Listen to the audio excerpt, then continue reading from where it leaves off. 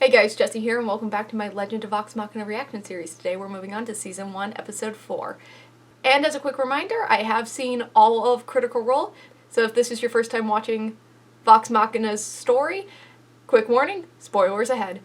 So in the last episode we had the Feast with the Briarwoods. We were introduced to Lord and Lady Briarwood in all their vampiric/necromantic glory.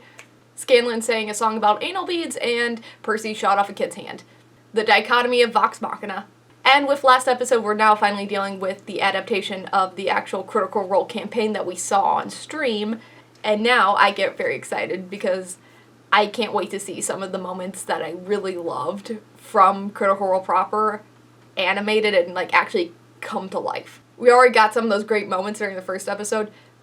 Mostly surrounding Percy. I really loved everything Percy did in that episode. We got him emitting black smoke. We had him blowing off a kid's fingers. We had him saying, "Your soul is forfeit." And we had one of the sexiest reloading animations I've ever seen. So I'm really excited to keep going. So let's go ahead and jump into this episode. Until this is resolved, you are hereby confined to your keep under house arrest. What kind of confined are we talking about? How can you arrest a hound? Okay. Oh shit, she didn't realize Silas, stop! her spell book had been taken. Well, at least they got the upper hand on her in that way. My book! They have my book! We have the means of retrieving it, don't we? Well, that's incredibly ominous. God, I hate how sexy they are. It makes it really hard not to root for them. You're like, go love. It's evil love, but it's love. One day this intro will not get me emotional, but it is not this day. You filthy hands off my instrument! The more you resist, the longer this will take. Jared! Come on, man, it's not a weapon. I just want to serenade the group. And you're doing us a favor. Your belongings will be returned if you are exonerated. If you attempt to escape, you will be executed. Are you fucking joking? I do not joke. I advise that you sit tight and wait for the sovereign's kingdom. I'm sure you will find something to entertain yourselves. So Jared doesn't joke. Okay. Oh, and also it's interesting that this is when Pike's necklace breaks. Because again, it is just shifting of events. And it's less on her this time than it was in the campaign. If Uriel is under a charm, maybe Pike has a spell that can cure him. Pike ain't here right now. Leave a message. Where'd you go? Beep. Huh? Oh, I don't know. What she said. Yeah, I mean, I only just started translating it. And Lila's handwriting is like the worst, but... Uh-huh. So what does it say? Oh, it says pyramid, spirits of the dead, and Pyramid? right here in tiny letters it says, fuck you, Vax. Oh, lovely. Care to translate this? God, they're all assholes. We need to talk. Yeah. All of us. Percival, Certainly. What would you like to discuss, vex'ahlia? for a start, what the hell happened back there?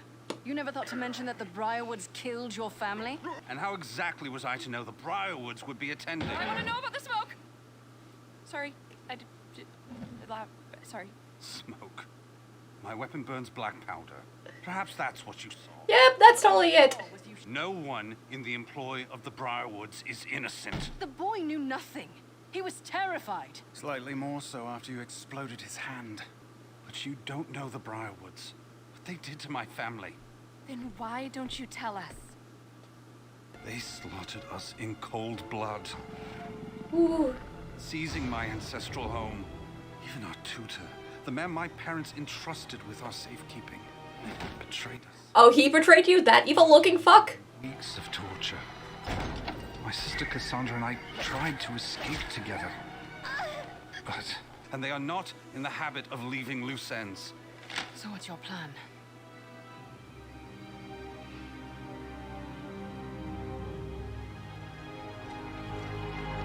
Cute. I just love them so much. Specifically Percy and Vex. Ooh, okay. I hope this is to your liking. You take me to the nicest places. The thing about an old keep like this, It's quite easy to miss small details. Escape route? Could do with some light pickle. You okay, Pikey? Yeah, I'm fine. Forget it. We're here. And so are we. Shit. Duck. Your group clearly can't be trusted. So we're separating you. Like children. Okay. So is this the invisible spirit that ends up attacking Percy and Desmond and Jarrett? I shouldn't have listened to Percy. He's out of his mind. It certainly complicated things. As a way to make our situation simpler, you and I have escaped from worse. The guards might catch the group, but not you and me. You're not running. We could. And why aren't we? 'Cause you care.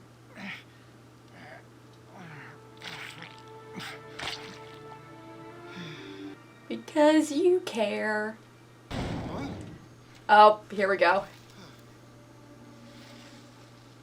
Is someone there? Congratulations, man. You're now part of a horror movie. Rest in peace. Everlight. Are you there? Interesting. Please. Okay, so this is how they're gonna explain Pike being gone or having to leave. Please be Grog. Yeah. Sorry, Pikey. What's this powder? Herbs and spices? The ashes of my ancestors. Oh, hey. You use this to talk to your goddess? Hello? This thing on? Am I talking in the wrong end? She can't hear me anymore. Oh. Well, I mean, when people can't hear me, I'll just shout louder. You tried out? I don't know, Grog. Oh, God. I don't know anymore. Grog, you sweet boy. Maybe you should just say sorry. Oh, sweet boy. Best boy. Oh, God. Hey.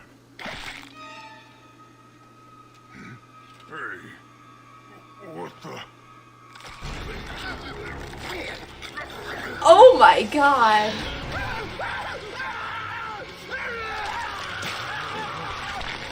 Captain John! Horrifying. Workshop! Uriel was mad, huh? We didn't ruin his entire dinner. Just dessert. Didn't know about your past. Bad news. I may never see my family again. I don't get to go home until I complete it and prove myself worthy. Which might not happen. So, I know you think you're alone, that we don't know what you're going through. But you don't have to be. I appreciate that, Keyleth. Truly, and for the record, I think you're damn worthy. That was a sweet, quiet moment. I'm glad we're getting that before the bloodbath that we're about to witness. That doesn't sound good. We better warn the others. It's locked. I don't want to wreck your shrine. Grog, do your Grog thing. You got it. You got mustard on the Necronomicon? Oh God, none of them have weapons. What's happening? Where have the guards gone? What did you do? Don't look at me! They're here.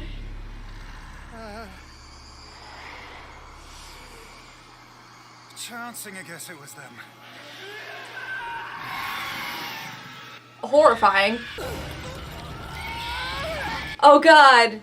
They sucked her dry like a Capri Sun. They want the book.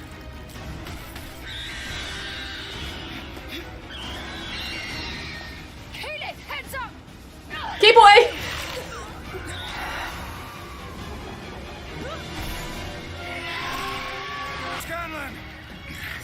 Oh. Yep, that doesn't work. Oh, that sucked. That went bad so quickly.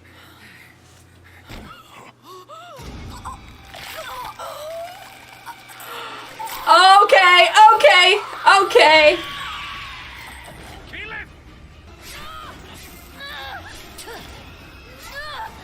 Oh, Jarrett.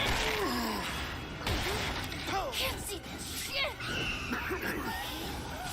Come on, smart boy.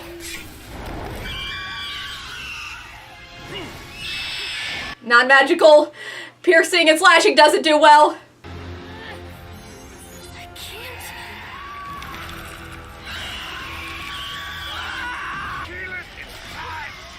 Prove yourself. Come on, girl, you're the only one with magic! That can't be the cliffhanger. Oh. Okay, sunlight. Ooh.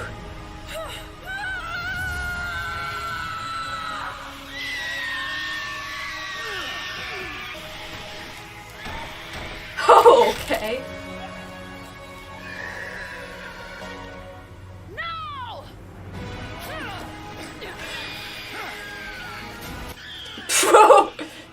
Pissed. God damn, Percy!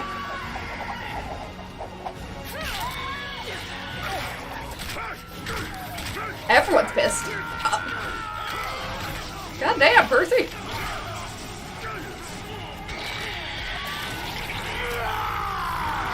Told you. The Briarwoods. They'll no doubt send more. We can't stay.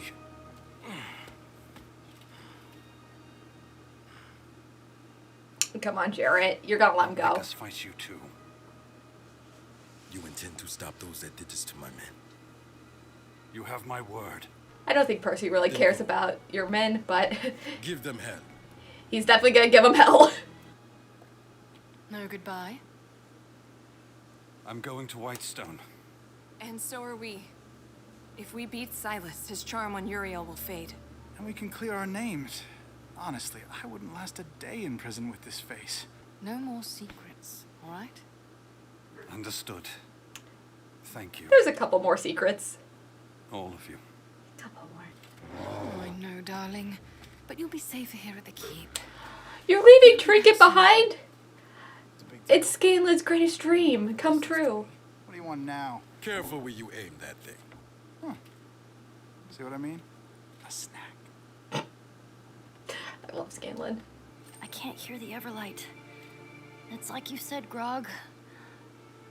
I think I need to tell her sorry. Properly. At a temple. Well, I'll come with you. Like old times. Just you and me. And they need you.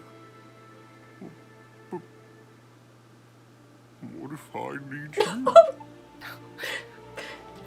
No, Show, no. You can always talk to me. Even if I'm not around. He'll be very loud. You're their light now. This is sad, but it just means she's gonna have a really badass return.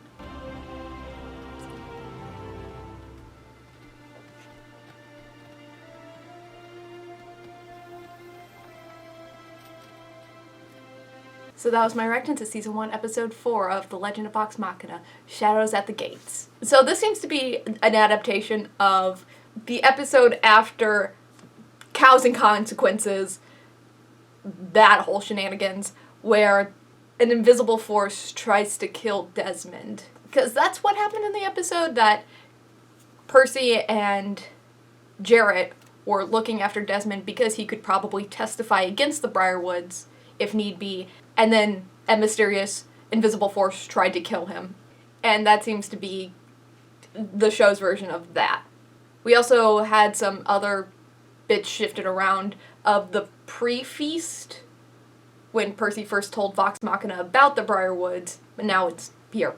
Some things I really love is the fact that we can now actually see Delilah and Silas whenever they're not around Vox Machina, because Critical Role is obviously only told from the perspective of Vox Machina, so we never get to see the villains unless they're in the room with them. So to see Delilah go to the graveyard and cast her spell and bring these creatures back to life, one, it kind of keeps them in the mind for longer, and they aren't just this invisible force whenever they're not directly on screen. Also, it helps flesh out what they're like without Vox Machina around. And they still are like this cute, flirty couple with each other. It's really cute, that one line, "You take me to the nicest places," whenever it's a graveyard. The action sequences in the show are also really well done. In this, they're absolutely horrifying because it's the Briarwood arc, and it's all vampires and ghosts and ghouls and things that steal your blood, and it's very much a horror arc of the campaign.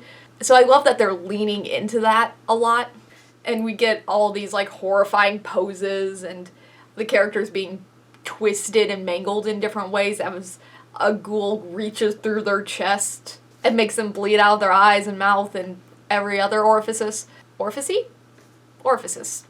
What's the plural of orifice?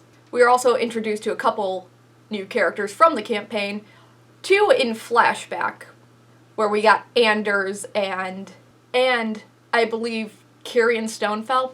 And they both look way uglier than they did in the original campaign. I don't think anyone would be surprised that those two are evil. Anders is shaped like an evil egg, and Kyrian Stonefell kind of looks like a potato that you left at the back of your cupboard and only realized it was there when it started stinking like 2 months later and started like growing weird stuff on its skin that you don't really want to know what it is. But that was in the flashbacks. And that's just setting up the people in Percy's arc that are going to be the big kills, that are going to matter a lot. Because we already saw Ripley in the original flashback, and we obviously are intimately aware of Lord and Lady Briarwood. So this is just kind of rounding out the rest of the list. And I think with that, we have everyone that is on the list, though we don't have the list yet. But on the other end of the spectrum, we have the introduction of Jarrett, who is very different than the actual campaign. Obviously, Jarrett from Critical Role was a personal guard that they had hired for their keep. And they have several other staff. But also, the time between them getting their keep and the Briarwood arc are much longer. So they're more established in Tal'Dorei and Iman before that actually happens. Also, it means that King Uriel's turn from trusting them to not trusting them is a lot deeper because they have saved his life multiple times by that point. But Jarrett is the head of their personal guard and a personal friend of theirs. Also, he's a little more flirty and less serious because he's a hired mercenary that happens to guard their keep rather than someone who is a part of the city guard, which I think just changes his personality a lot. Though I think his seriousness is better for this show because at this point, Vox Machina is a bunch of fuck-ups, and so having kind of the straight man interacting with that group makes more sense than another flirty, aloof person that is friends with Vox Machina. But since the ghosts were after the Necronomicon instead of Desmond this time, it makes me wonder, where is Desmond? I mean, it makes more sense that they wouldn't let Vox Machina take Desmond to their personal dungeon, because why would you let Vox Machina keep that kid after you shot off 3 of his fingers? I don't know. He's probably under the protection of Uriel. Another change that I find that's interesting, because Pike is not in a decent chunk of the first half of the Briarwood arc, they seem to be going with the original script, I guess. So instead of writing scenes with Pike in mind to do stuff where she wasn't originally there, they seem to be just having her go off. And that makes sense. Because I think any scenes you would try to write for Pike in that situation would just feel forced. And it's almost like giving Pike busy work to do, or you have to change a lot of the plot, because Pike can't change a lot of stuff because she wasn't there, and so trying to have her there just makes things more complicated. So they're giving her the broken amulet, which is interesting because that did happen in the campaign. It just happened the arc earlier, but also the circumstances of it breaking were much different. Instead of having an outward force destroying it, it was Pike's own actions. And it was more Matt punishing Ashley Johnson, Pike's player, for acting super out of character. Because Pike was a known cleric, light cleric, and she slit an unconscious man's throat when he was defenseless, which was out of character for Pike, but Ashley wanted to do it, and so I think it was more of a warning more than anything else to Ashley that she could take Pike in a darker route, but there would be consequences with her very light, good goddess that Pike was following. And then that was a very easy fix of that. She just went to a temple when they were in Mon, she prayed, said she would never do it again, and then it healed up. But they're taking elements of that and using it to get her out of the picture for a little bit. Which, you know what, I'm fine with. There's enough setup that it doesn't feel forced, and also it means that Pike gets her really cool re-entrance in the series later on. Also being left behind is Trinket. That never happened in the campaign, but also Trinket was just more of a nuisance in the Briarwood arc because they're in the middle of a city and they're trying to be stealthy, and he always got left behind outside of buildings, and he didn't really do anything, so it makes sense to leave Trinket behind for a little bit, especially this arc. But it also feels weird because Vex notoriously would not leave that bear behind no matter what. So many polymorph spells were wasted turning Trinket into smaller animals so he could be brought along. But I think my favorite part of this episode was the smaller settler moments. Percy talking to Keyleth, and Percy describing his backstory to everyone, and especially Grog's talk with Pike in her little temple. One, Grog is the sweetest. He doesn't understand the implications of Pike not having a connection to her goddess or having her amulet broken, but he understands that Pike's upset and he's trying in his own groggy way to make her feel better, which is sweet, and I love that we get that sweetness between Pike and Grog and their friendship. Also, during Percy and Keyleth's scene, we get to kind of see their connection and their friendship and how similar and different they are. They both come from higher standing families of two very different cultures, but they both have expectations put upon them, either by themselves or by their family. Keyleth has this Aramente where she has to become this great leader and become super powerful, and she doesn't know if she can do it. And Percy has this expectation that he is the only one who can save Whitestone and take revenge and avenge his family. And they both have this weight on their shoulders that come from two very different places, but they also both clearly care and love their families. So I just really love their friendship in that scene. Also, Percy's building bad news, and I'm very excited to see that. I love Percy naming anything. We got so many cool names for weapons and brooms and other things from Percy during the series, so can't wait for him to, bust out bad news for the first time. I think Taliesin said that he built a high fantasy sniper rifle the first time he shot bad news in the campaign, and it's not inaccurate. Something interesting, though, about this show is because these characters are all earlier versions of themselves, and they're not as close, is the justification of helping Percy take down the Briarwoods. And in the campaign, it's just, Percy is our friend, we're going to do this for you, and Percy cried a little bit. Or Taliesin did. Same difference. But in this, it's much more of a selfish reason. Like, we also saw that with Vex talking to Vex about leaving, and they're still at that point where they're willing to just drop Vox Machina and run. Or at least that's what Vex says. Obviously, they don't go through with it because they care about these people. They just, especially Vex, will not admit it yet. So that was my reaction to Season 1, Episode 4 of The Legend of Vox Machina, Shadows at the Gates. If you like this reaction, don't forget to like, comment, and subscribe. It really helps out the channel and keeps me motivated to keep making more of these. So thank you so much for watching, and as always, I'll see you next time. Bye.